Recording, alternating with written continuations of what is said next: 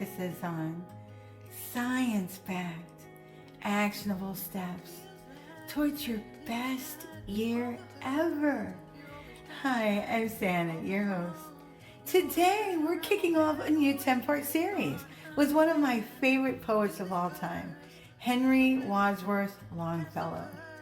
Henry Wadsworth Longfellow was one of the most influential, renowned poets of the 19th century here in the United States.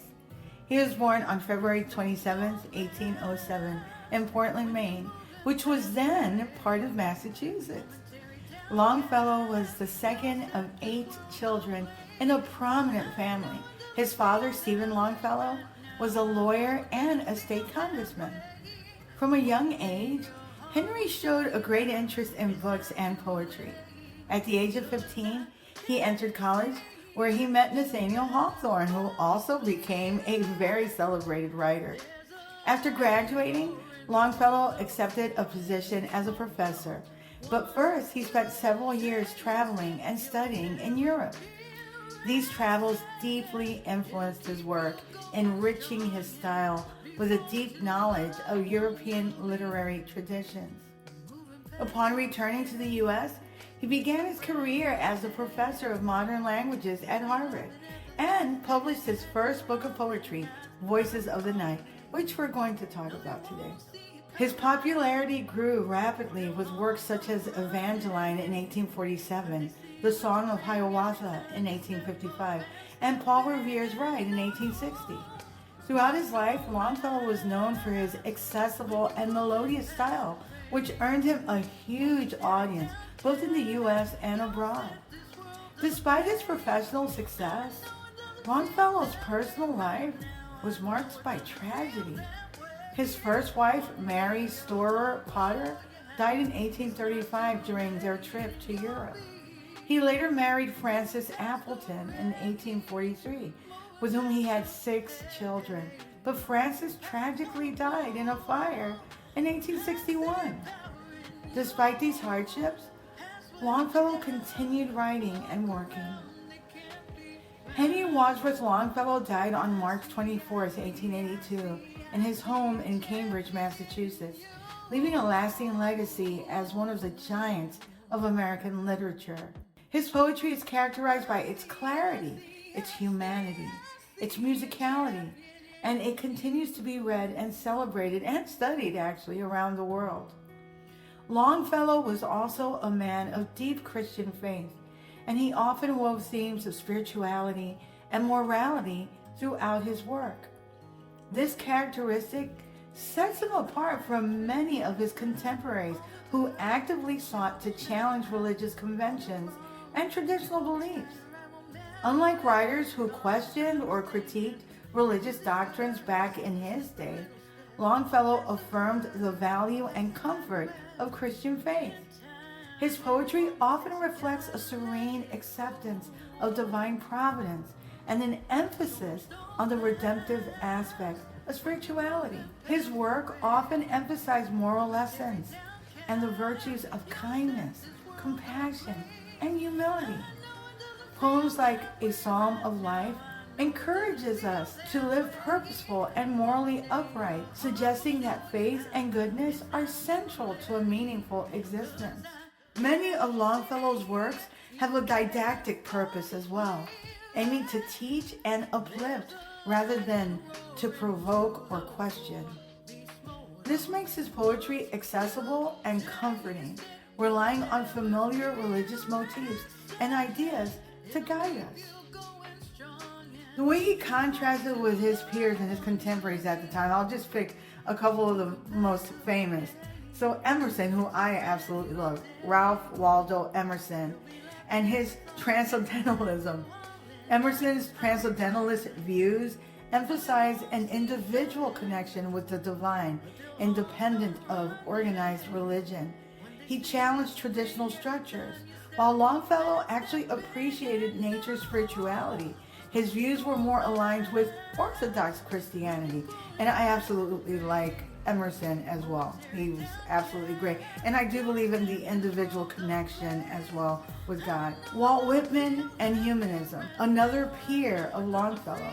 Whitman's work often celebrated the divine in the human spirit and physical body, sometimes at odds with traditional Christian morality. Longfellow maintained a more orthodox view of the soul and its relationship with God. And then Edgar Allan Poe and his dark romanticism.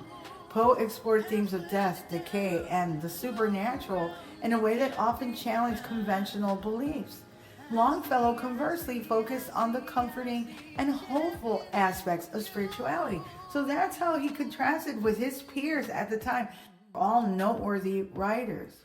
His unique position in terms of his adherence to Christian themes and his comforting, moralizing approach provided a counterbalance, you could say, to the more radical or questing voices of the time.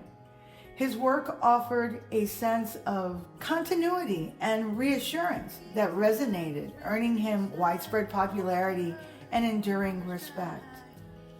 Today we're going to look at Footsteps of Angels. It's a poem that was included in his first published collection, Voices of the Night. It's a reflective and somewhat melancholic piece that explores themes of memory, loss, and spiritual solace. The poem evokes a sense of yearning for those who have passed away and the comfort found in remembering them. The poem recounts the speaker's experience of being visited by the gentle, invisible presence of angels. These angels remind him of loved ones who have died, but instead of feeling sorrowful, he finds comfort in their memory and the assurance that their spirits are near. Memory and reflection is a consistent theme throughout the piece. The poem emphasizes the importance of memories of loved ones who have passed away. These memories provide connection to those who have departed. Another theme is spiritual presence. There's a strong theme of spiritual world and the idea that angels or spirits of loved ones continue to be present in our lives, offering guidance and comfort. And then there's loss and consolation throughout the poem. The poem addresses the pain of losing loved ones, but also suggests that they can still offer comfort and peace from beyond the grave. And then there's the nature of angels in the poem. The angels in the poem symbolize purity. They also symbolize protection and eternal watchfulness, highlighting the idea that there is a benevolent force looking over us. The metaphor of footsteps also suggests a gentle and almost imperceptible presence, indicating that these memories and spiritual visitations are subtle but profoundly felt. The night, which is the setting of Voices of the Night, and by extension, the Footsteps of Angels, uses the night to symbolize introspection, peace, and the quiet moment when the mind turns to thoughts of the past and the afterlife. Emotional resonance. Footsteps of Angels resonates on an emotional level, speaking to the universal experience of loss and the comfort found in cherished memories. A line that I really like. Then the forms of the departed enter at the open door. The beloved, the true-hearted, come to visit me once more. And that can be by way of just his memories, just envisioning they've come through the door a million times. These lines beautifully highlight the theme of departed loved ones returning in the form of cherished memories. Footsteps of Angels offers several profound life lessons through its themes of memory, spiritual presence, and the passage of time. Here are a couple of meaningful lessons that we can draw from the poem. Number 1, cherish memories of loved ones. The lesson is the poem teaches us to really treasure the memories of those who have passed away. Their presence in our hearts and minds can provide comfort and strength during difficult times. The quote, then the forms of the departed enter at the open door, kind of brings that point home. Number 2, find comfort in spirituality. Spiritual beliefs and the idea of a higher presence can offer solace, whether it's the thought of angels watching over us or something else like God. Spirituality can help us navigate the pain of loss. The forms of the departed enter at the open door, kind of brings that point home. Number 2, find comfort in spirituality. Spiritual beliefs and the idea of a higher presence can offer solace, whether it's the thought of angels watching over us or something else like God. Spirituality can help us navigate the pain of loss. Number 3, appreciate the subtle presence of the past. The lesson is that past experiences and people subtly influence our current lives. Recognizing and valuing these gentle influences can help us as we navigate the present. The footsteps that symbolize the quiet yet influential impact of past experiences. A 4th lesson that we can glean from the poem is to accept life's transient. Life is transient and everything is subject to change.